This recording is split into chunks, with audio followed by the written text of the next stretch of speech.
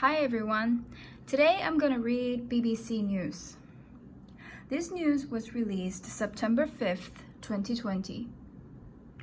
Chinese students face increased scrutiny at US airports. As US-China relations reach a boiling point, Washington has started to screen Chinese students at airports for technology theft. When Boston Logan International Airport's announcement asked Keith Zhang to come to the boarding desk, he thought it was a regular boarding check. But when he saw two armed American officers expecting him there, his heart sank. They questioned me under the premise that I am here to steal technology, Keith Zhang, not his real name, tells the BBC. Zhang, a 26-year-old PhD student from China, was a visiting researcher at Brown University's Department of Psychological Sciences for a year.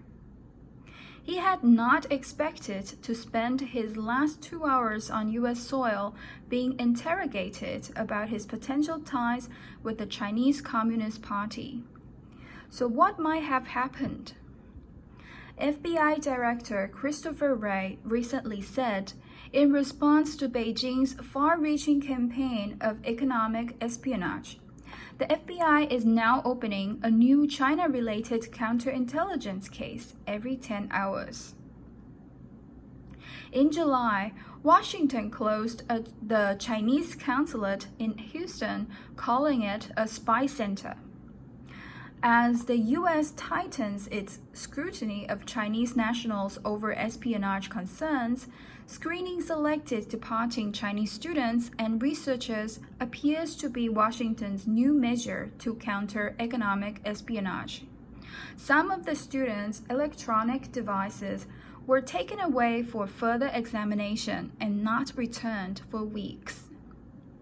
Zhang described the screening as pure harassment. If I were to steal any data or intellectual property, I would send it through cloud storage.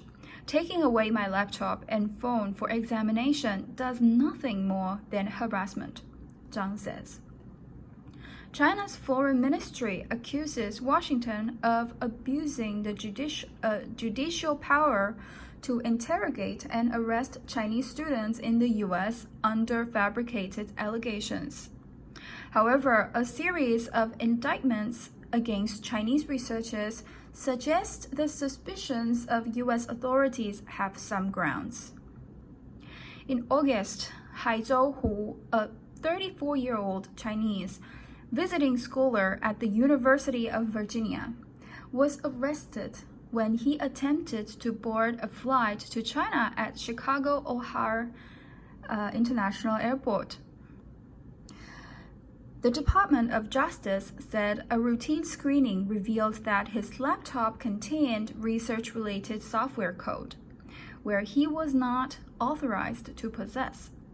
The code has military applications, according to a federal indictment. Separately, the U.S. recently captured multiple Chinese researchers who are accused of concealing their ties with the Chinese military in visa applications. A scientist had allegedly fled to China's consulate in San Francisco before she was arrested. Another Chinese researcher threw away a damaged hard drive and was later charged with destroying evidence to obstruct an FBI investigation.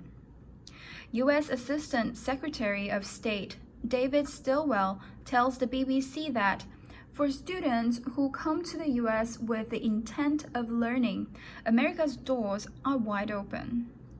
But if you are here masquerading as students, he says, we have to defend ourselves. Sheena Greitens, Associate Professor of Public Affairs at University of Texas, Austin, says there's an intensification of concerns over technology transfer from the U.S. to China through academic channels.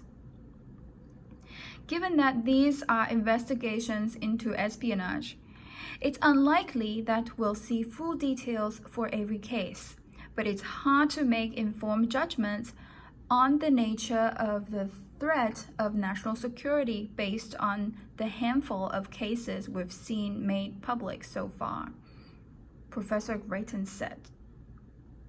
Unlike Hu, Zhang was allowed to board his flight at the last minute, but he says the airport screening was a traumatic experience. He recalls the two armed officers repeatedly accused him of lying. "I was under great pressure and almost had a mental breakdown," he says.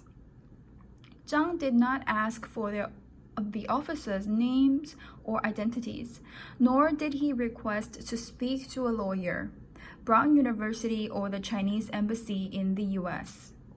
"I knew I had these rights, but I didn't want to risk missing my flight," Zhang says. Boarding his flight was Zhang's absolute priority, as he was eager to go home to reunite with his wife. They got married a year ago, but have spent most of the time apart due to his study in the US. During the pandemic, it is difficult to travel from the US to China, as international flights are curtailed sharply by both countries.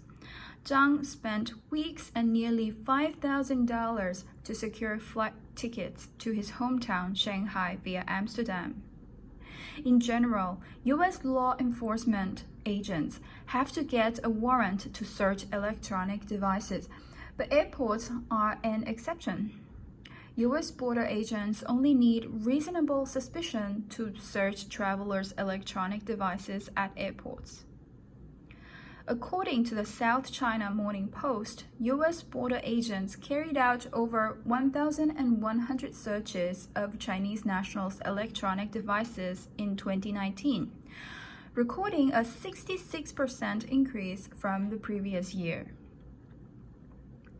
Professor Grayton says airports are also a choke point for the physical outflow of information, where legal, physical, and personnel infrastructure for the screening are concentrated, and where most passengers transit to depart the U.S.